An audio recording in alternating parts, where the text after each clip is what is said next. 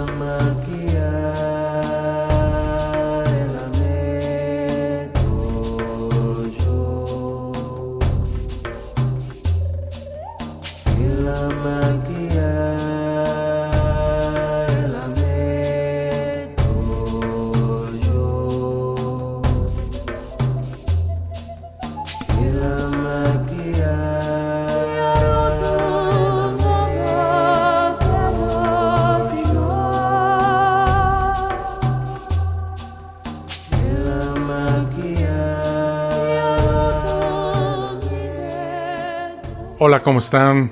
Bienvenidos al número 94 de La Fosa Escéptica. Me da mucho gusto saludarlos. En esta ocasión quisiera dirigirme especialmente a los creyentes, a los cristianos. ¿Tienen un borlote en la cabeza que voy a tratar de explicarles con manzanitas? Porque según la Biblia, la serpiente tentó a Eva con una manzana y haciendo esta como metáfora, trataré de explicarle con las mismas manzanas a los cristianos algunas cosas que traen ahí medio chuecas en la cabezota. Por ejemplo, el método científico.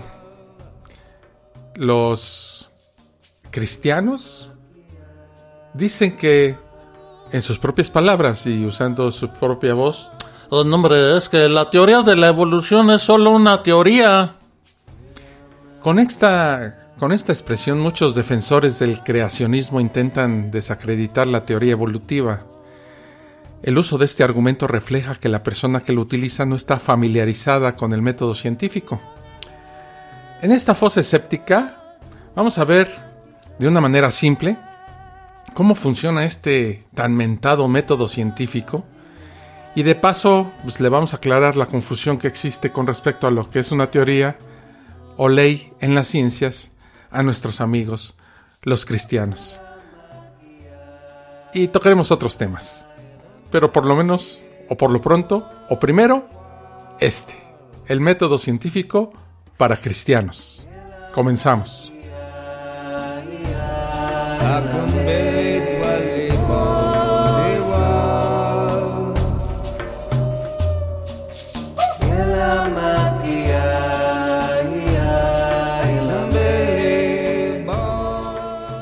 Amigos creyentes, amigos cristianos, vamos a aclararles las cosas porque creo que están ustedes medio confundidos. El método científico es un conjunto de pasos que se siguen para hallar nuevos conocimientos. Estos pasos e investigaciones deben basarse en lo real, estar sujetos a la medición y el razonamiento lógico. También, los pasos de cualquier investigación específica tienen que tener la capacidad de poder ser repetidos por cualquier persona en cualquier momento y lugar. Si un experimento no puede repetirse, pues entonces no se toma en cuenta. Otra característica de este método es que las proposiciones tienen que ser susceptibles de ser falseadas o refutadas. Esto último significa que la conclusión a la que se haya llegado tiene que tratar de ser refutada con un contraejemplo. Si no es posible invalidar la propuesta, entonces se acepta provisionalmente, hasta que otra proposición la pueda refutar. Puede ser que nunca se pueda refutar. Con respecto a este punto, hay que hacer una aclaración para no generar más confusión en los cristianos. La teoría de la evolución, por ejemplo, en un futuro podría ser invalidada por otra teoría que explica de una mejor manera el fenómeno de la evolución. Es un error común pensar que esta teoría intenta probar el hecho confirmado de la evolución biológica, cuando en realidad lo que intenta es explicar cómo sucede. Vamos a tratar de explicarles a los que todavía no entienden muy bien qué es el método científico y cómo funciona. Bueno, el método científico es una serie de pasos que por orden son, primero, la observación. Observar un fenómeno determinado.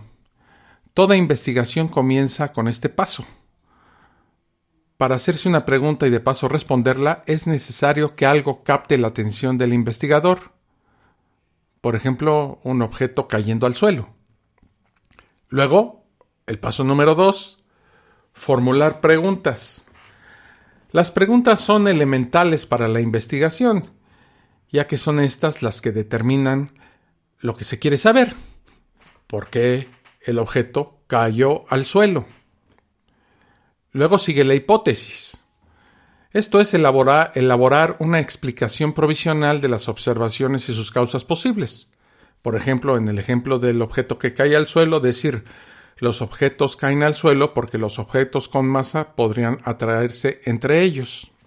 Bueno, a pesar de que es una propuesta que no se ha probado, la hipótesis debería contar con cierto grado de razonabilidad y soporte. Por ejemplo, no podemos decir que el cielo es azul porque era el color favorito del unicornio que lo pintó, porque no tenemos ningún tipo de pruebas que respalden esta hipótesis. El punto número 4. Probar la hipótesis mediante la experimentación y el estudio del fenómeno. Dejar caer un cuerpo, ¿verdad? Un objeto, y hacerlo repetidamente. Y 5, la demostración o refutación de la hipótesis. Los experimentos y uso de las matemáticas concluyeron que la hipótesis gravitatoria es correcta, pasando a ser una teoría. En este paso hay que tratar de encontrar la manera de demostrar que la hipótesis es correcta. Si no se logra esta, pues queda invalidada. Si de alguna manera la propuesta puede refutarse con un contraejemplo, también es inválida. Y llegamos a la cima, lo que viene siendo la teoría científica. Cuando se llega a este punto, las explicaciones que creíamos que podrían ser la respuesta a la pregunta que nos hacíamos, resultó ser la correcta o al menos verdadera hasta que se demuestre lo contrario, en caso de que no hubo manera de invalidarla. Existe la creencia popular de que una teoría es la explicación propuesta para un fenómeno determinado que no ha podido probarse. Esta sería más bien la definición de lo que es una hipótesis, lo cual podría convertirse automáticamente en teoría si resulta ser verdadera. Si ambas fueran sinónimo, no habría motivos para tenerlas juntas en el método científico. También muchas personas creen que una hipótesis es una propuesta que de tener cierto soporte se convierte en teoría y si se prueba se convierte en ley. En los pasos antes mencionados no existe un séptimo paso para acomodar la ley. Esto es así debido a que las leyes y las teorías científicas son términos diferentes. Las dos gozan de igual validez, pero en términos de importancia la teoría es sumamente superior. Esto se debe a que mientras las leyes describen un evento, las hipótesis explican cómo y por qué sucede. Por ejemplo, la ley de la gravedad nos describe cómo los objetos tienden a atraerse entre ellos. Siempre que arrojemos algún cuerpo al aire, éste terminará cayendo al suelo y el resultado nunca será diferente. No hace falta demostrar este fenómeno de ninguna manera, ya que independientemente de que se haga o no, todo terminará en el suelo. Lo mismo sucede con la primera ley de Newton, que dice que todo objeto permanecerá en reposo a no ser que otro cuerpo ejerza una fuerza sobre él. No es necesario hacer ecuaciones complejas para realizar que un objeto permanecerá inmóvil hasta que otra fuerza lo obligue a moverse. En cambio, la teoría gravitatoria nos explica cómo este evento sucede. Las fórmulas matemáticas populares que se conocen sobre la gravedad en realidad son parte de la teoría, no de la ley. Existen dos teorías principales que tratan de explicar la gravedad, la teoría gravitacional de Newton y la teoría de la relatividad general de Einstein. Ambas describen este evento de una manera muy acertada. La única diferencia es que la teoría de Einstein lo explica mejor. Pongamos un ejemplo más fácil porque a lo mejor este tipo de manzanas no le resultó atractiva a los confusos o a los religiosos. Esto lo hago para una mejor comprensión, ¿no? Todos estamos 100% seguros de que el ser humano no puede vivir sin cabeza. Aunque algunos políticos tratarían de demostrar lo contrario, ¿no? Aunque este hecho no tenga un nombre, es una ley al igual que la ley de la gravedad.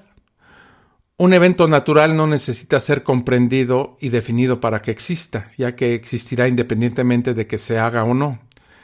Por lo tanto, esta ley nos muestra cómo un humano, al ser decapitado, morirá independientemente del individuo que sea, del lugar, de la raza, del sexo, del tiempo o del método utilizado. Con el paso del tiempo llegamos a reconocer los mecanismos patofisiológicos detrás de este fenómeno. Pérdida de sangre, denervación, rompimiento del sistema nervioso, etc., ¿no? Estos mecanismos serían la teoría que explican por qué una persona fallece si le falta la cabeza. Aunque actualmente sepamos de una manera muy acertada por qué esto sucede, podría pasar, pues sí, que en el futuro, cuando tengamos un mejor conocimiento del cerebro y la genética humana, podamos explicar de una manera más detallada el porqué de este fenómeno. Si esto pasa, entonces la teoría anterior, que no estaría errada, más bien incompleta, sería reemplazada por otra con una explicación más profunda y completa. La evolución es un hecho comprobado y decir lo contrario es como decir que no hay gravedad. Esta teoría no trata de convencernos de que el proceso evolutivo es real, porque lo es, sino que trata de explicarnos cómo este fenómeno sucedió. Puede ser que en el futuro alguien haga una propuesta que refute a la actual al explicarla de una mejor forma. Por otro lado, la evolución nunca podrá contar con una ley debido a que es un evento que varía durante el proceso y nunca se repite de la misma manera, a diferencia de la gravedad. Si nuestros antepasados hubieran estado expuestos a otras condiciones, como el clima, la vegetación, los alimentos, etcétera, no hubiesen evolucionado de la manera que lo hicieron hasta llegar a nosotros. Y usted no tendría la oportunidad de conocer el método científico. Es una forma básica, muy superficial si ustedes lo desean, de explicar lo que es el método científico y lo que es la teoría, la ley, la hipótesis y todo esto que forma el mismo método. Este método científico es lo mejor que tenemos para explicar nuestra realidad. El día que haya, por ejemplo, un avance tecnológico científico que nos haga ver de una mejor manera lo que pasa en el mundo, este método científico podría ser ampliado, modificado o desechado. Hasta este momento, es la mejor herramienta que tenemos para explicarnos el mundo. Vamos a hacer una pausa y vamos a hablar sobre la mente abierta. Regreso. Estás escuchando La Fosa Escéptica, un lugar para ejercitar la mente.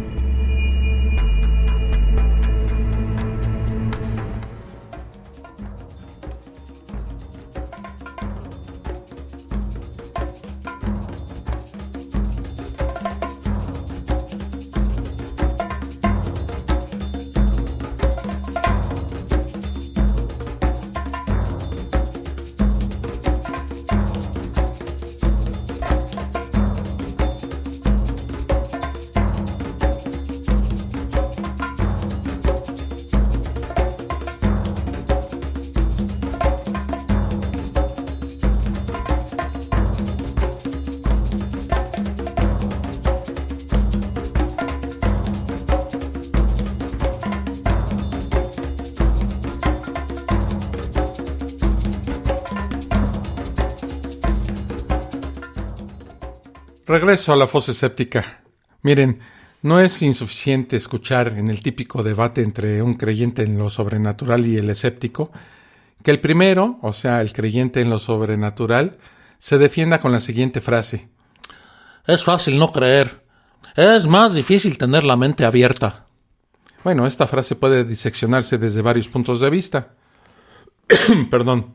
En primer lugar, si consideramos que el ente sobrenatural discutido es Dios, es una clara mentira, pues los ateos somos minoría. Si realmente fuese fácil no creer, seríamos mayoría. Aunque quizás hay algo importante que considerar en este punto, y es la clara desventaja del ateísmo frente a las creencias sobrenaturales. Pues el ateísmo no cuenta con instituciones de nivel internacional, ni miles de voluntarios para su difusión, ni apoyo económico de políticos, o tácticas de lavado de cerebro infantil como el catecismo, o promesas de premios eternos ni castigos infinitos. Y sacando todos estos factores de la ecuación, aún así, la descreencia es una postura poco atractiva porque la propia manera en que nuestro cerebro ha evolucionado nos premia con dopamina ante el encuentro de un patrón, de una conexión casual, incluso si es incorrecta. A su vez, y esto es interesantísimo, esto se debe a las condiciones en que nuestros antepasados han evolucionado, pues el costo reproductivo de la sobreinferencia era menor al costo de la infrainferencia. Y contando otras cuestiones neurobiológicas como que nuestro cerebro interacciona con el medio como si éste estuviese dotado de intencionalidad. Este truco ahorra recursos cognitivos y permite tomar decisiones rápidas, lo cual no era poca cosa en el ambiente de la sabana africana de nuestros antepasados. Entonces queda bastante claro que la primera parte de la frase es realmente falsa. Aunque de estos datos recientemente expuestos no debe deducirse que la creencia en lo sobrenatural es algo intrínseco ni inevitable, sino que solamente nuestro cerebro tiende a encontrar patrones, incluso donde no los hay. Esto recibe un nombre más técnico, se llama apofonía. La segunda parte es bastante irónica, pues tener la mente abierta precisamente parte de la descreencia, de la duda y la voluntad de cuestionarse. Si a la noche se escucha un ruido agudo y usted que oye esta fosa, por ejemplo, piensa que es un fantasma, mientras yo trato de hallar una explicación natural, ¿quién tiene la mente abierta y quién no? Y resulta ser que era solo una corriente de aire pasando por la cerradura. Mientras quien dijo que se debía a un fantasma automáticamente descartó las restantes posibilidades y se quedó fijo en una sola conclusión sin demostrar. Si llevamos el mismo ejemplo un paso más allá, donde usted dice que el fantasma está ahí porque un sacerdote, un gurú, un teólogo o un guía espiritual lo dice, y él está convencido de que dicho portavoz del más allá está invariablemente en lo cierto o bien dice que nada lo hará cambiar de opinión, ¿realmente eso es tener la mente abierta? Pues permítanme dudarlo, ¿no? Además, la frase en sí misma tiene un cariz de victimismo, de unos pobres creyentes luchando incansablemente por mantener su fe en un mundo hostil a sus creencias. A tenor de los factores considerados anteriormente, esa visión está muy lejos de ser verdad. Aunque quien desee preservar su fe a toda costa tiene una solución sorprendentemente fácil: aislarse de toda fuente de pensamiento crítico. Con eso basta y sobra. Como tercer punto, la frase «hay que tener la mente abierta» encierra lo que llamo sofisma del desafío. Consiste en la sutil imposición de una meta y decir que solo quienes realmente se esfuerzan al máximo pueden lograr dicha meta y colateralmente pueden demostrar que son especiales por ser elegidos por Dios, maduros espiritualmente, avanzados en la iluminación, y agregue usted un largo etcétera de adulaciones. Comida para el ego de personas ansiosas de embarcarse en aventuras o demostrar su valía. Y esto mismo se usa en un sucedáneo moderno de la religión llamado coaching motivacional, entre otros sinónimos que no voy a citar. Sorprende que no muchas personas cederían fácilmente ante a que no tienes los huevos de hacer tal cosa. Pero si lo hacen ante el sofisma del desafío, que no es más que una versión refinada de lo anterior. Así que, si realmente queremos acercarnos a la verdad, Sería más correcto invertir los términos de la frase analizada, y esto nos lleva a que creer o depositar la fe no solo es fácil, sino peligroso, como ya lo hemos analizado en otras partes o en otras fosas escépticas. Sobre todo porque la defensa de una creencia sobrenatural puede llevar a un extremo insospechado, el hedonismo epistémico, que consiste en solo estar en contacto con aquel conocimiento placentero debido a su concordancia con creencias preestablecidas. Es una licencia para no pensar, un permiso arbitrario para decir, ok, en este campo está bien no cuestionar, no preguntar, está bien obedecer ciegamente. Eso es ridículo. Digo arbitrario porque realmente se hace sin ningún criterio válido, o que más propiamente es un broken compass, ¿verdad? Lo que se dice en inglés, un broken compass, es decir, un argumento que puede usarse para defender cualquier cosa, incluyendo dos conclusiones antagónicas. Por el contrario, es bastante difícil cultivar la mente abierta, que es una actitud acerca de las ideas en la que uno está dispuesto a aceptar nuevas ideas sin caer en la credulidad y tener suficiente espíritu crítico sin caer en la pretensión de ser irrebatible. Es un equilibrio difícil de lograr y que requiere notable y muy profundo entrenamiento. Yo lo hablo por experiencia propia, ya que la mente abierta es requisito para todo quien estudie una carrera científica. Recapitulando, tener la mente abierta no es estar dispuesto a aceptar acríticamente todo enunciado, rimbombante o bien atractivo, sino que es una actitud de desapego a las ideas, de no afirmar la veracidad de algo con más seguridad de lo que las evidencias de apoyo permiten.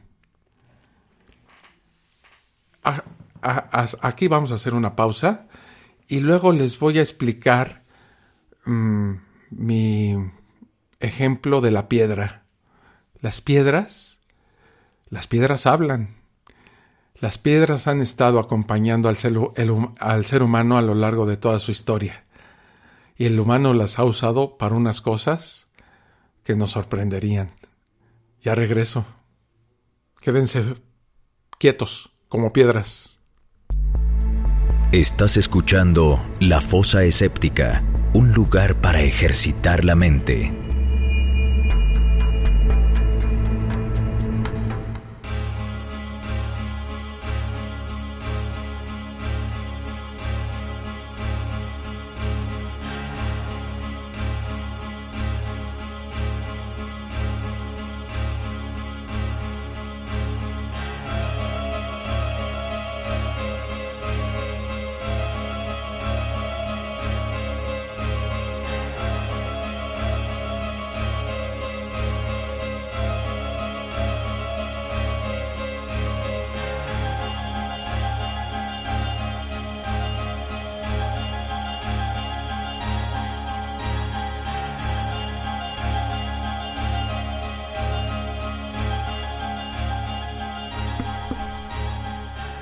Ya regreso a la fosa escéptica. Pues si los dejé con la duda, pues déjenme decirles que he encontrado una relación entre la piedra y la historia del ser humano. Muchas cosas están grabadas en la memoria ancestral del hombre y tienen aún influencia en el presente. Por ejemplo, el uso y significado que tiene la piedra. Sí, la piedra. La humilde e insignificante piedra en la historia del desarrollo humano. Poco se habla de este elemento, con algunos interesantes aspectos que pasan desapercibidos, aunque conocidos por la mayoría, pues si no de todos, ¿verdad? Vamos a ver algunos aspectos de su conjunto. Por ejemplo, desde épocas ancestrales, en el Paleolítico, en el que el hombre encontró la utilidad de la piedra, debido a su dureza, pues la tallaba con otras piedras dándole diferentes formas, y así convirtiéndola en útiles herramientas según la necesidad y utilidad, llegando a ser un elemento indispensable para su supervivencia, ya sea como nómada o sedentario, pues era tecnología que lo auxiliaba en la casa, la agricultura, la vivienda, para aventarle la piedra al compadre que se estaba echando o tirando a la esposa. En fin, para un montón de cosas se usaban las piedras. Ahora bien, Cuando el hombre comenzó a adquirir entendimiento, pero no lo suficiente como para entender los fenómenos naturales, entonces produjo a los dioses, para poder así tratar de explicar lo que no entendía. El ser humano apareció como un ser ínfimo, pequeño, indefenso junto a la naturaleza, que era fuerte, perdurable, poderosa, permanente e imperecedera. El hombre se dio cuenta que la piedra contaba con iguales características, pues todo a su alrededor caminaba o moría excepto la piedra, además de brindarle la ayuda necesaria para su supervivencia. Es así que el hombre sacralizó a la piedra, es decir, le dio un carácter sagrado, de tal manera que fue el material para adorar a los dioses, o bien para representarlos, llegando a formar parte fundamental en las religiones primitivas. Ya van entendiendo la relación entre la piedra y el desarrollo del ser humano. Alrededor del mundo vemos monumentos religiosos megalíticos, es decir, piedras consagradas o con significado sagrado, construidos hace miles de años, ya sea en dólmenes o piedras verticales dispuestas circularmente, coronadas con piedras similares en posición horizontal, y también hay menhires o piedras alargadas en posición vertical. Stonehenge en el Reino Unido es un claro ejemplo de lo que estoy tratando de explicar. Debido a la vinculación de la piedra con los dioses y por lo tanto a lo sagrado, también la piedra fue usada para crear los altares, es decir, un lugar elevado para simbólicamente estar más cerca de los dioses que estaban en las alturas y ofrecerles la sangre de víctimas espléndidas mediante la celebración de ritos religiosos y sacrificios para obtener el favor, clemencia o aplacar la ira de los dioses, sangre que debía correr en el altar que era considerado como sagrado, y dicho altar estaba construido con una piedra. Muy bien, la Biblia no escapa a la sacralización de la piedra, pues en diferentes episodios de la narrativa bíblica encontramos incontables episodios donde se levantan altares de piedra para ofrecer sacrificios, y así apaciguar la ira o pedir favores al dios hebreo, como ya lo hacía en épocas pretéritas el hombre para tener el favor de sus dioses, conteniendo marcados vestigios, evocaciones, huellas y rastros de la representación ancestral de la divinidad de la piedra. En la Biblia vemos, por ejemplo, la poderosa protección que le brinda la piedra a Moisés en el Éxodo. Ahí se lee: dijo también el Señor, mira, aquí junto a mí hay un lugar. Ponte de pie sobre la roca. Cuando yo pase mi gloria, te pondré en un hueco de la roca y te cubriré con mi mano hasta que yo haya pasado. Además, el Éxodo dice que el Señor le dijo a Moisés: corta tú mismo 2 tablas de piedra iguales a las primeras, para que yo escriba en ellas las mismas palabras que estaban escritas en las primeras tablas, las que hiciste pedazos. Ya hablaremos de este Moisés tan inepto, que ya le habían dado los mandamientos, que ya Dios le había dado los mandamientos y ya bajando se tropieza y las hace añicos. Entonces regresa con Dios y le dice: ¿sabes qué, carnal?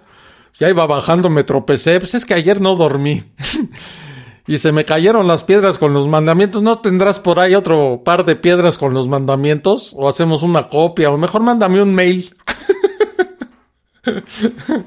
Fácilmente Dios pudo haber dado sus divinas leyes en papiro, en oro, en bronce o cualquier otro material, pero lo hizo en la piedra. Y por si fuera poco, mandó construir el arca de la alianza cubierta con oro para resguardar las divinas y valiosas piedras o tablas de la ley. Por otro lado, vemos cómo otra vez en el Éxodo se muestra lo sagrada que es para Dios la piedra, cuando le dice a Moisés: y si me haces un altar de piedra, no lo construirás de piedras labradas, porque si alzas tu cincel sobre él, lo profanarás. Otra vez vemos el uso de la piedra para hacer un símil y representar lo sagrado. Pablo nos dice que es la piedra angular en Efesios capítulo 2, versículo 20, siendo Cristo Jesús mismo la piedra angular. Quizás, y digo quizás, aquello de hechos a la imagen y semejanza de Dios, y polvo eres y al polvo volverás, no sea nada más que una reminiscencia de que los dioses son de piedra y el hombre como polvo sea parte o imagen de esa piedra, siendo de esta forma semejante y formado parte de la esencia de los dioses. Bueno, el simbolismo sagrado de la piedra nos llega hasta nuestros días, pues en el altar donde se celebra la misa católica actualmente, vemos colocada una pequeña piedra caliza llamada ara, en latín araus, que castellanizado significa altar, que es una piedra rectangular con un hueco más pequeño, también rectangular, a medio barrenado o profundidad. También del ara se desprende la conocida frase en aras de, para referirse a un favor, de algún favor en interés a algo, o algo en beneficio colectivo más que particular, ¿verdad? En aras de la independencia de México, los independentistas lucharon hasta morir, por ejemplo, ¿no? En diferentes ámbitos, la piedra tiene otros significados. Por ejemplo, en la masonería antigua, el aspirante a ingresar a la orden se le daba una piedra rústica para que la puliera, porque dependiendo de cómo puliera la piedra, significaba la disciplina que él tenía para pulir su espíritu y si era merecedor de ingresar a los masones. El símbolo místico por antonomasia en la alquimia era la piedra filosofal, como sinónimo de conocimiento en artes químicas. La mítica espada de Excalibur del rey Arturo, clavada en una piedra, y solo el auténtico rey elegido por Merlín, el mago, podía sacar la espada de la piedra. La piedra negra de la Meca, considerada por los musulmanes como originaria del paraíso, por lo tanto venerada como sagrada y objeto de peregrinaciones, obligatorio para todo musulmán ir a venerarla. Otro ejemplo podría ser la canción mexicana de piedra de ser la cama, de piedra la cabecera. Por cierto, ¿saben de qué murió el que dormía en esa en esa cama de piedra? Se murió de un almohadazo. Chistito. Esotéricos y no esotéricos creen que algunas piedras poseen energía positiva y se benefician de ellas quienes entren en contacto con dichas piedras. Hasta nuestros días esto es muy común, ¿no? Hay gente que estudia la energía que tienen las piedras, hay gente que le regala piedras a uno con la energía, quién sabe qué, que te dicen que las pongas debajo de la almohada de la cama, en un rincón de tu casa, que porque tienen algún tipo de energía que te va a beneficiar, ¿no? La influencia, ya sea mística, sagrada, simbólica o energética de la piedra, no ha desaparecido.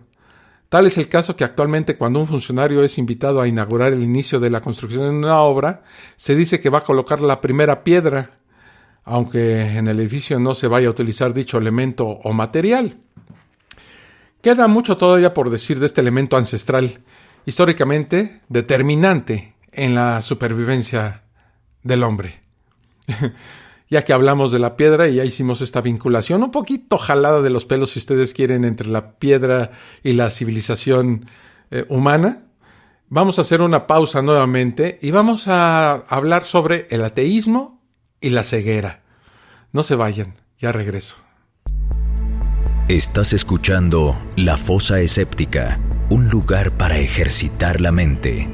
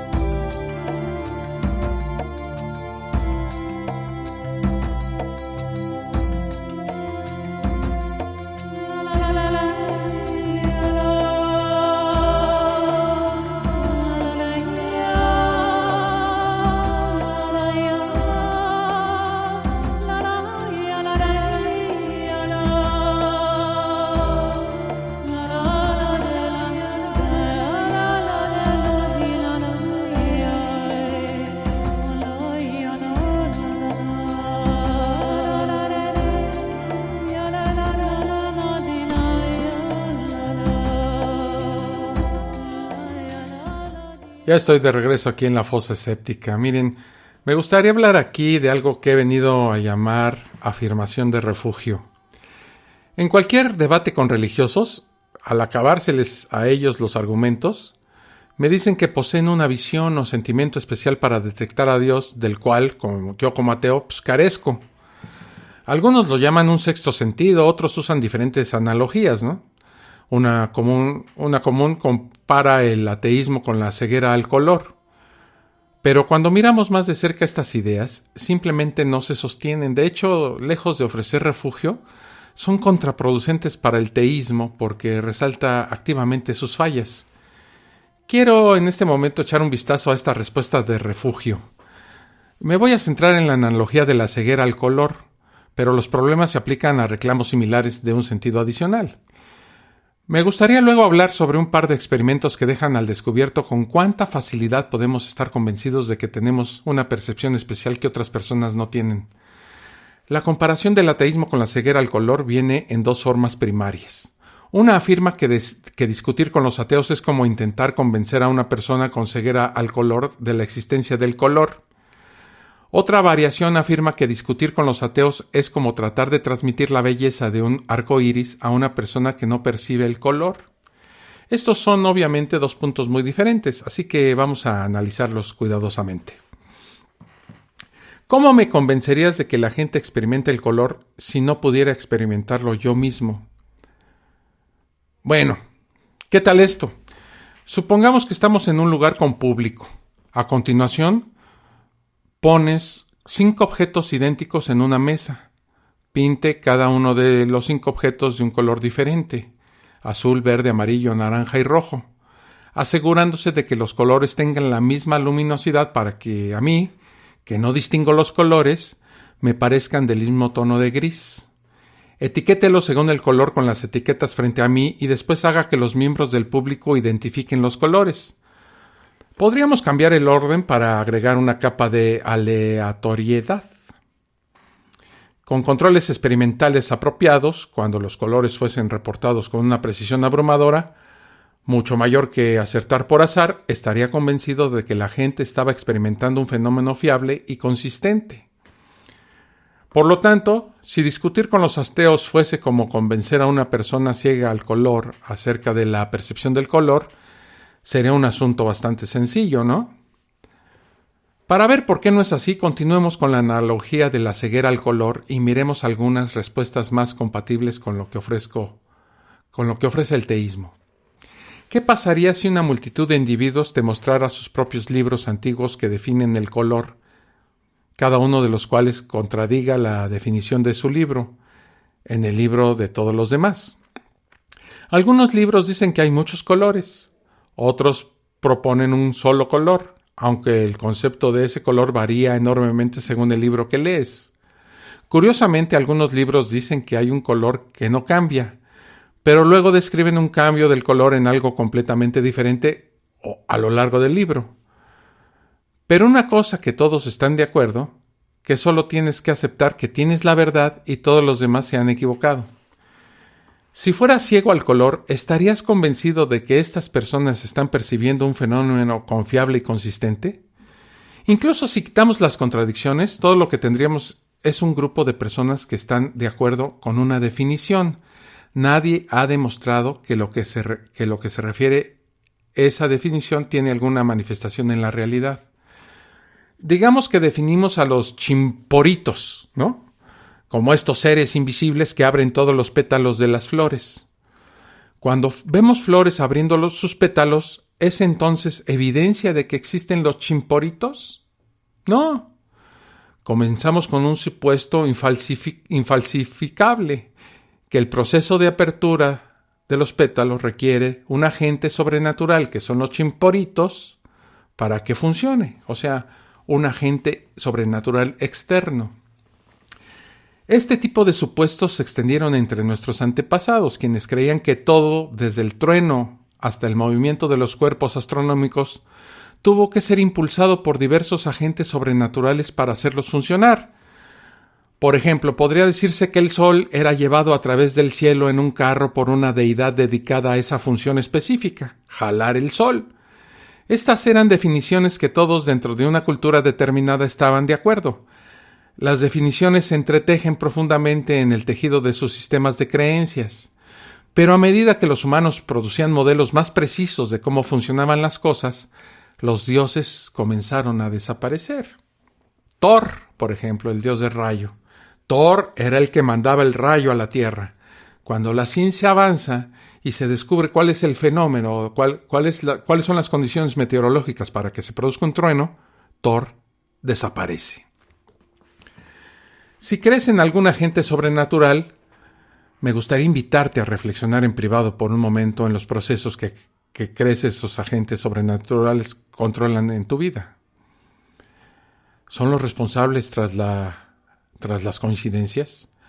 ¿Organizan eventos para enseñarte lecciones?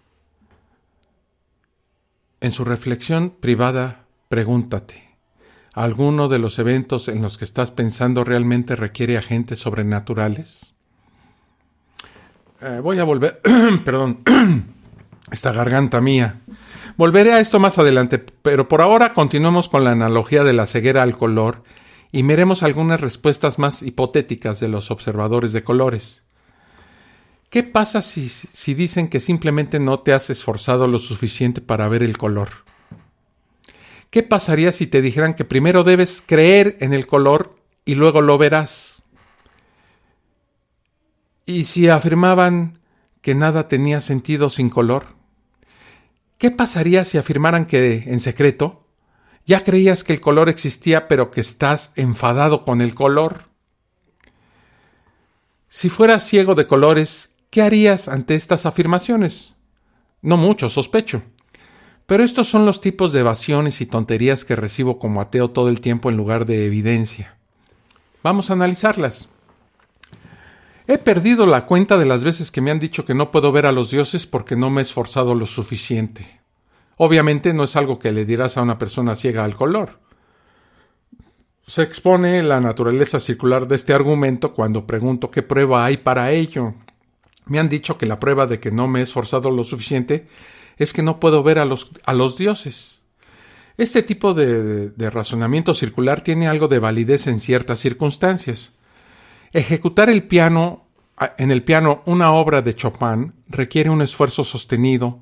La práctica genera mejoras en exactitud, en rapidez y en expresión emocional. En otras tareas, el esfuerzo sostenido conduce a un momento eureka, donde una habilidad se adquiere de repente. Un ejemplo serían los estereogramas. ¿Sí los conocen? Que son imágenes compuestas de patrones repetitivos. Para aquellos de nosotros que tenemos una visión binocular razonable, es posible desenfocar, mirar a media distancia y ver los patrones repetidos, cómo estos patrones repetidos se unen para revelar un objeto tridimensional oculto. Se pusieron muy de moda hace algunos años estos estereogramas, que son dibujos que parecen manchas, ¿verdad? Y cuando uno hace este movimiento ocular como de mirar a la mitad, de repente aparece una imagen en tercera dimensión. Se tarda uno un poco en adquirir esta destreza, pero una vez que la obtienes, pues ya es claro y lo puedes hacer muy fácilmente. Tanto en las tareas de aprendizaje constante como de las de momentos eureka, como yo les llamo a estos que de repente suceden, el razonamiento circular de no te has esforzado lo suficiente actúa como un simple indicador algorítmico para determinar si se necesita más esfuerzo. Si el objetivo no se logra, se requiere más esfuerzo. Si aún no se logra, se requiere aún más esfuerzo. Y así sucesivamente hasta que finalmente se puede lograr llegar al objetivo. Pero el mismo razonamiento circular se vuelve dañino en otras circunstancias. Sin visión binocular, ningún esfuerzo hará posible ver los estereogramas.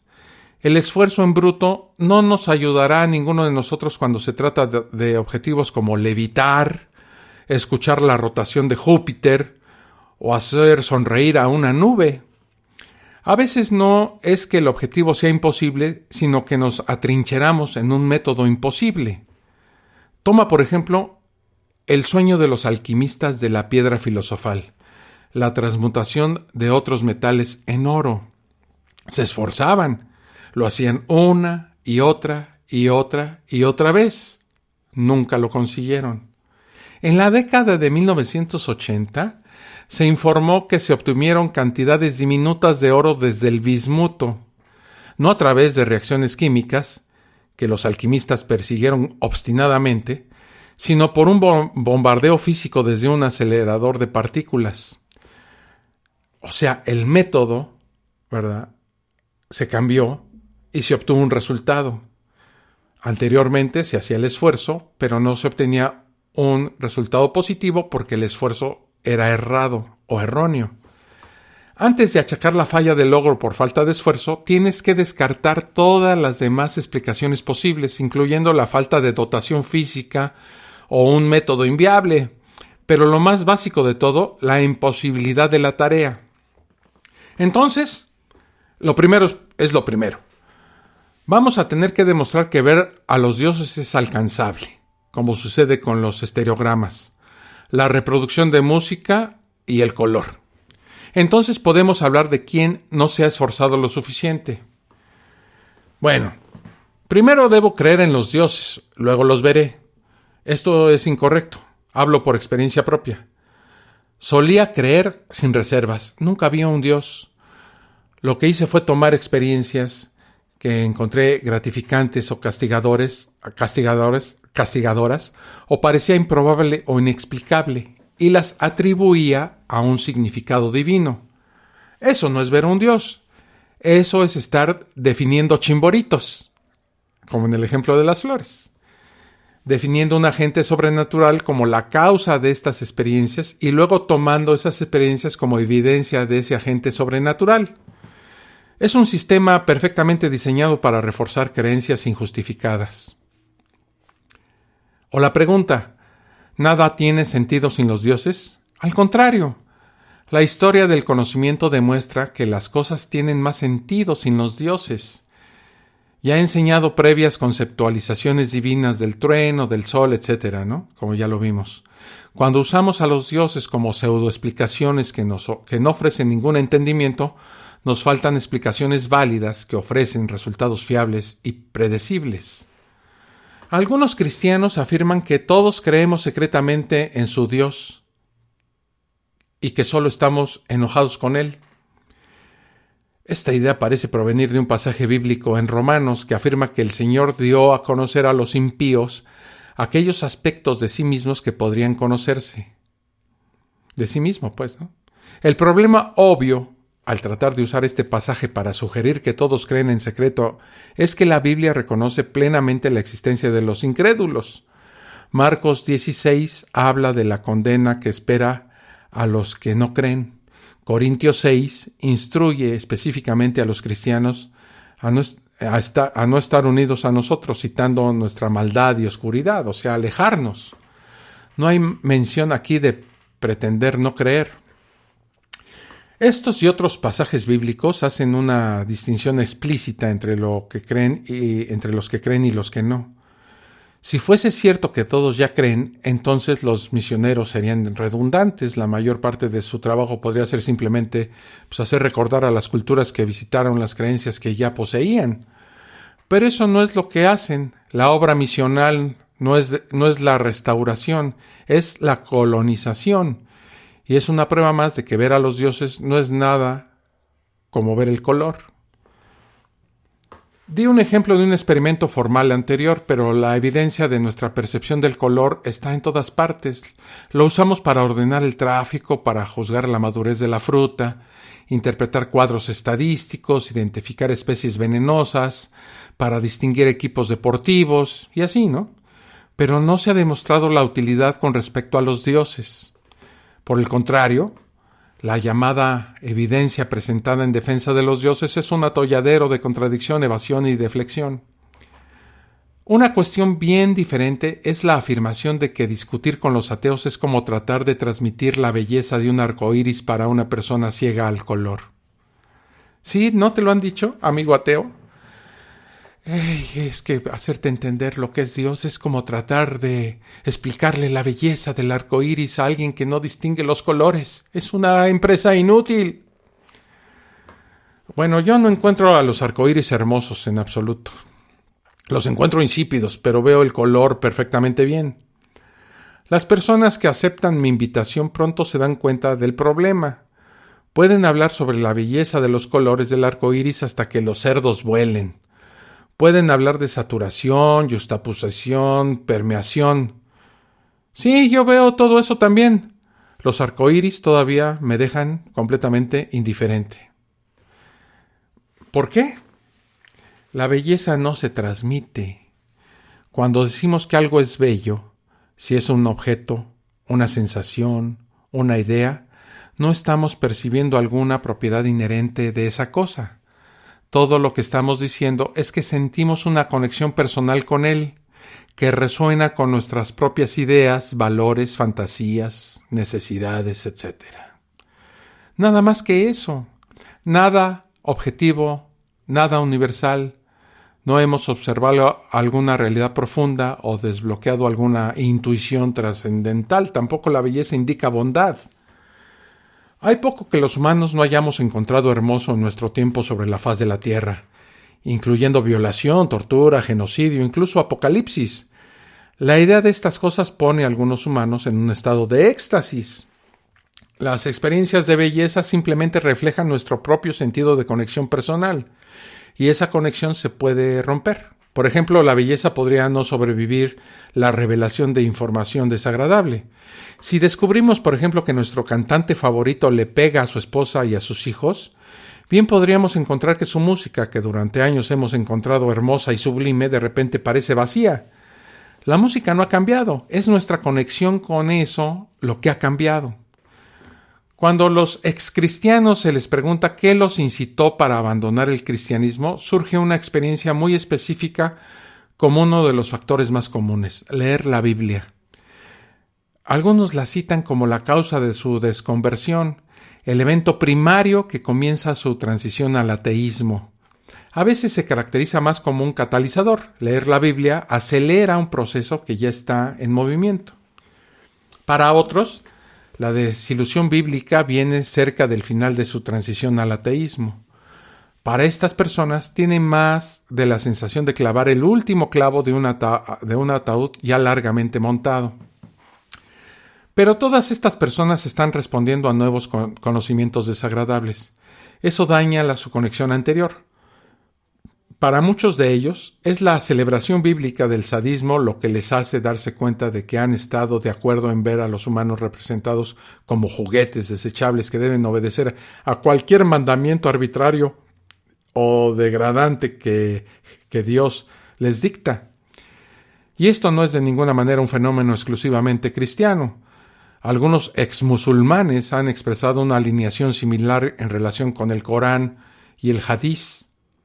Por supuesto, perder una conexión poderosamente hermosa puede ser doloroso, y en lugar de enfrentar ese dolor, algunos tratarán de prevenir la pérdida. Vamos a hacer una pausa y seguimos con esto de cómo percibimos la belleza y la realidad. Y regresamos para seguir con el tema. Estás escuchando La Fosa Escéptica, un lugar para ejercitar la mente.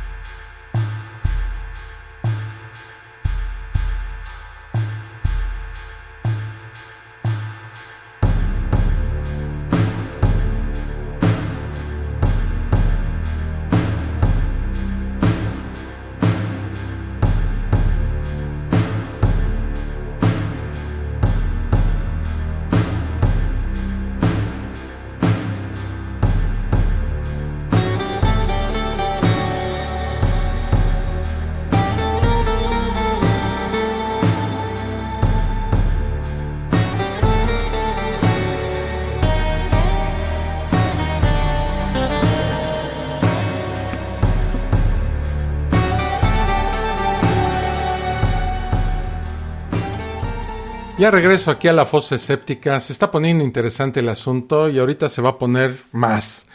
Bueno, nos quedamos en que para que podamos perder una conexión poderosamente hermosa, ya vimos que puede ser doloroso, ¿verdad? Y en lugar de enfrentar ese dolor, algunas personas tratan de prevenir esa pérdida. Una forma de hacer esto es elegir replantear una pintura vil. El apologista replantea la Biblia para tratar de ocultar las partes feas a la audiencia. Olvídate de todo ese deshumanizante sadismo, solo piensa en las cosas suaves como la historia del buen samaritano, una historia que nos anima a no quedarnos quietos en medio del sufrimiento y no hacer nada, sino hacer lo que podamos para ayudar. Un principio que el Dios bíblico Yahvé no logra honrar.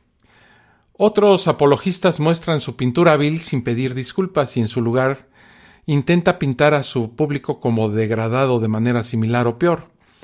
En lugar de intentar esconder el sadismo de la Biblia, afirman que todos somos criaturas pecaminosas que merecemos la muerte, por lo que no debemos esperar un mejor tratamiento.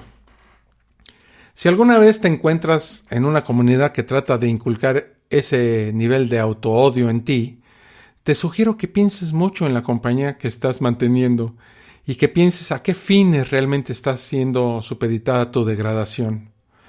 Otros apologistas intentan difuminar la pintura vil, absolviendo a Yahvé de sus atrocidades, sugiriendo que él debe tener razones nobles en última instancia. Sin embargo, no nos quedan claras tales razones. Con tal grado de negación sustancial y distorsión, la belleza bíblica a veces puede ser preservada, pero se conserva a un costo. Aquellos que con honestidad e integridad se niegan a conspirar con estas distorsiones deberán ser apartados de alguna manera. Frecuentemente se termina con mala caracterización, deshumanización, incluso demonización de quien se atreve a proyectar la sombra de la duda, el ateo.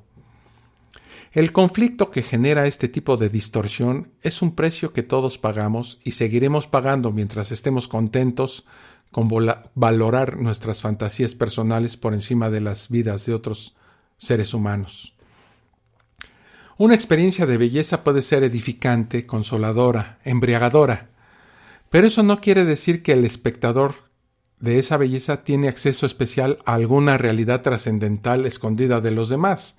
De hecho, para sostener esa experiencia de belleza, cantidades sustanciales de realidad podrían ser bloqueadas. Como he dicho, los seres humanos pueden conectarse a muchas cosas. La pregunta es, ¿tienen algo de veracidad? Si no estás familiarizado con el ilusionista Derren Brown, te animo a cambiar eso. Si tienes 50 minutos de sobra, recomiendo la segunda parte de su proyecto Fear and Faith. En este proyecto exploro nuestro deseo para dar sentido a la aleatoriedad que experimentamos. Este señor Derren Brown envió formularios de inscripción a un programa de televisión falso llamado Intervención.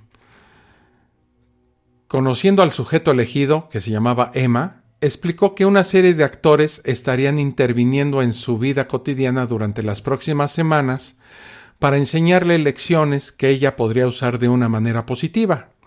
Le dijeron que todos los encuentros serían filmados para ver sus reacciones. Su tarea era detectar estas intervenciones y grabarlas en un diario de video. De hecho, no había actores ni cámaras. La dejaron para ir a su negocio sin ser observada. Sin embargo, ella grabó una serie de eventos que ella sospechaba ser puesta en escena artificialmente, como personas que la miran fijamente o que la persiguen con dinero. Y ella comenzó a considerar las lecciones que podrían estar enseñándole. Por ejemplo, comenzó a pensar que debería sonreír un poco más y preocuparse menos. Pero las intervenciones y las lecciones estaban todas en su cabeza, no existían. Los paralelismos con el teísmo, con la afiliación a una religión, son claros. Siendo yo un teísta, reconozco cómo nos animaron a buscar la intervención divina en nuestras vidas. Y al igual que Emma, por supuesto, identificamos muchas intervenciones junto con las lecciones que pensamos que podrían estar enseñándonos. ¿Qué evidencia tuvimos alguna vez que en realidad fueron intervenciones divinas? Ninguna en absoluto. Por supuesto que todos aprendemos de la vida. Como ateo, sigo revisando críticamente mis acciones. Me pregunto, por ejemplo, si estoy bien con la forma en que me he comportado, que si he sido justo. Podría haber hecho las cosas de otra manera dada la oportunidad. No creo que nadie que se tome en serio la autocrítica nunca haya dejado de hacer preguntas como estas. Lo único que se detuvo cuando me convertí en ateo era el juego en mi cabeza que estaba jugando conmigo mismo, que había un gran diseño sobrenatural detrás de todo esto. Y descubrí que no. En un show especial, Derren Brown también mostró una conversión religiosa inducida artificialmente. A lo largo de un curso de conversión centrada, Derren invitó a una investigadora atea de células madre llamada Natalie para imaginar un padre perfecto, para imaginar un sentido de profundo asombro, pensar en la idea de fe reformulada como algo positivo y pensar en la noción de la agencia en su vida, la idea de que podría haber un plan. Derren Brown luego la dejó con sus pensamientos, sugiriendo que debería sentirse libre, pararse y moverse si quisiera. En el momento en que lo hizo, parecía estar físicamente abrumada por lo que más tarde describió como amor magnificado más allá de su experiencia. Es claramente un momento indescriptiblemente hermoso para ella. Ella empieza a llorar y ofrece tanto gratitud como disculpas a un destinatario no identificado. Ella informa la sensación de que su espectro se ha ampliado, etiquetando la experiencia como sobrenatural porque no pudo explicarla. Derren Brown la interrogó más tarde, explicando con cautela cómo su experiencia fue manejada por el escenario. Es fascinante verlo, y para muchas personas que han tenido experiencias similares, posiblemente sea incómodo de ver, porque hace sonar las campanas ruidosas y reverberantes de una pregunta. ¿Es eso lo que me pasó? ¿Fue su experiencia el producto de una acumulación de sugerencias que se cocieron a fuego lento y luego se unieron en un momento poderoso de bella pero artificial revelación? Algunos de nosotros elegiríamos ignorar estas preguntas. Algunos buscaríamos refugio en clichés que terminan el pensamiento, como las analogías de la ceguera al color. Como respondas, depende de ti. Para mí, sí hay una elección entre una hermosa ilusión y un hecho feo. Prefiero 1000 veces ese hecho feo, aun si eso significa descubrir la traición de un ser querido, la traición de un gobierno de confianza o la depravación de una religión preciada. Solo cuando tengamos buena información sobre el mundo podemos esperar responder con verdadera justicia y precisión. Por eso yo los animo a que se queden con estas preguntas, para analizarlas y después preguntarse, ¿realmente estoy viendo a Dios? Tómala. Bueno, aquí acaba la fosa escéptica. Le quiero agradecer. Ya sé que andas por aquí, Germán Santelices, nuestro cotidiano y ya ahora diario escucha de la fosa escéptica. Los invito a que, como Germán Santelices, se unan a este programa en vivo y que me dejen sus comentarios aquí. Dice Germán Santelices, buena tarde, solo una pregunta, si esta fosa es para religiosos, ¿no puedo opinar? Claro que sí, mi estimado Germán, espero que hayas entendido el sarcasmo del título de la fosa escéptica, que tiene un doble sentido, ¿no? Una fosa para religiosos es como decir, vamos a cavar una fosa y ahí los ponemos a todos, ¿no? Ya estoy haciendo casi mientras el cuerpo lo permita, el tiempo me lo permita también, y este encierro siga continuando de la pandemia, y antes de mi viaje a Colombia voy a tratar de seguir haciendo una fosa escéptica diaria. Entonces, inscríbanse, suscríbanse, déjenme sus comentarios en iVoox, en Spreaker. Háganse parte de esta gran comunidad que se está formando en iVoox. Quiero leerles, por ejemplo, déjame abrir aquí en el internet el iVoox para decirles de unos comentarios que me dejaron aquí interesantes y divertidos. Por ejemplo, Sergio Arturo López Ramos, acerca de la madre siniestra de Calcuta, dijo: pinche vieja, estaba bien pinche loca. Oye, qué capacidad de síntesis, mi estimado Sergio Arturo López Ramos. Dice otra persona en la fosa séptica que se tituló ¿Por qué los ateos hablamos tanto de Dios? Y dice, ¡puf! ¡Qué pena tener tan poco en lo que apoyarse! Yo le contesté y le dije, lamentablemente los religiosos no se apoyan en ninguna evidencia. Si te parece poca cosa el avance tecnológico, pues entonces no estás viendo toda la foto, solo la parte que te conviene. Y le mando saludos, porque podemos estar en desacuerdo, pero pues los saludo con mucho afecto, porque en primer lugar se acercaron a la fosa séptica, escucharon completo me imagino, el podcast, y después, bueno, pues se atrevieron a dejar un comentario, cosa que se agradece, ¿verdad? Buenas, señor, y felicidades por el crecimiento, eso ya los dije. Son los únicos, pero muy entretenidos comentarios que me dejan aquí en iVoox. Acérquense a la plataforma iVoox y déjenme sus comentarios. A mí me da mucha satisfacción, mucho orgullo tener sus comentarios continuos en estas plataformas y en Spreaker también. Y les digo que hace mucho que no les decía yo cómo vamos en las estadísticas. Bueno, en suscripciones vamos para arriba completamente. Al día de hoy tenemos 1089. Pues hace unos días estábamos como en 1060. Ya 29 personas más se juntaron con nosotros. Y en el ranking, quiero decirles que en México estamos en segundo lugar. En España estamos en séptimo lugar. En Argentina estamos en octavo lugar. Saludos a Argentina, amigos. En Colombia, donde voy a estar, bajamos. Me quedaron mal mis amigos colombianos. Estábamos en cuarto lugar y ya bajamos al 11º. Bueno, de repente es por la situación de que mucha gente no se conecta o tiene otras actividades y dejan de venir a la fosa séptica. Pero a nivel general subimos en Colombia. Estábamos en el lugar 89 y ahorita ya estamos en el 58.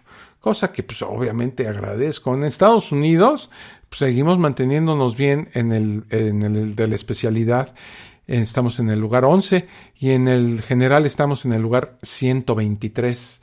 Les agradezco mucho sus me gusta, sus comentarios, sus suscripciones. Eso hace que la fosa séptica se mantenga y eso para mí es bastante agradable porque yo la verdad me divierto mucho haciéndola, recabando primero la información, dándole forma, escribiendo algunas partes y dándole orden, ¿verdad? A todo lo que encuentro. Y me divierte mucho investigar y aprender muchas cosas con esto de la fosa séptica. He aprendido un montón de cosas que antes desconocía. Se los agradezco mucho. Espero que a ustedes les pase igual y que sea un medio para aprender, para motivar a la investigación, para que la gente lea. Yo soy un gran amante de la lectura y pienso que la lectura nos puede sacar de muchos problemas, incluso de nuestra situación económica como personas, de nuestra situación como país. El conocimiento siempre ayuda. Leer es fundamental en el ser humano. Es como ampliamos nuestro conocimiento, como se nos amplía tanto el vocabulario como nuestra percepción del mundo. Nuestro cerebro se amplía, vemos la realidad más enfocada a lo real y dejamos de tener cosas mágicas, pensamiento mágico, y eso definitivamente nos hace crecer como individuos, como sociedad y como especie, ¿verdad? Entonces les agradezco mucho y los conmino, ¿verdad? Los casi quisiera jalarlos de las orejotas para que se pongan a leer. Y lo que sea, no importa. Una cosa lleva a otra. Un libro, aunque sea malo, siempre abre la puerta. Y nos abre la puerta a buscar más información, más libros, más lecturas por internet, más conocimiento. Y eso siempre nos ayuda. Les agradezco mucho a todos. Métanse también a Patreon. Yo sé que la situación económica ahorita es difícil para millones de personas. Entre ellas yo. Entonces, si aportamos un poco en Patreon, podemos hacer que esta fosa séptica sea autosuficiente. Trataré de poner mejores premios en Patreon para nuestros amigos que se acerquen a ser patrocinadores efectivos, con dinero en esta fosa séptica. Trataré de hacer algo para ellos especial y esperen noticias al respecto. Por mi parte ha sido todo. Nos vemos en la próxima fosa escéptica. Que se la pasen bien. Cuídense Cuídense y cuídense. La vacuna ya está cerca, pero en el Inter podemos pasarla muy mal. Así es de que a cuidarse. Sí, Facebook. Dice Germán Santelices que Facebook está un poco olvidado. Mira, tuve que salir. Algún día hablaré sobre esta salida mía de Facebook y de por qué me olvidé de esa red social. Me decepcionó mucho Facebook. Me quitaba mucho tiempo. Me volví ciertamente un adicto a Facebook y me estaba provocando muchos problemas muy serios. Algún día hablaré de eso. Por eso me alejé, cancelé mis cuentas, todo ese rollo. Pero estoy en Twitter, AL Villalpando. Ahí me encuentran en Twitter. Y estoy en Instagram también. Estoy con mi canal en YouTube, en donde pueden encontrar todos los audios de la fosa escéptica. Y estoy con esta fosa escéptica que para mí es el vínculo más bonito que he tenido con la gente y que sigue creciendo. Eso me da mucho gusto. Así es de que nos vemos en la próxima fosa escéptica. Pásensela bien, cuídense. No me cansaré de repetirlo. Hasta luego. Esto fue La Fosa Escéptica, un lugar para ejercitar la mente, con Alfonso Villalpando.